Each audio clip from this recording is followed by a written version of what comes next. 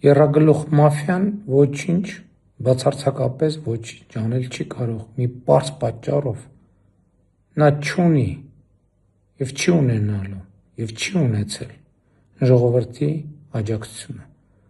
ընդհակառակը ժողովուրդը հստակ պահանջում է ծնկի բերել, կործանել եռագլուխ մաֆիային և դա անխուսափելիորեն պետք է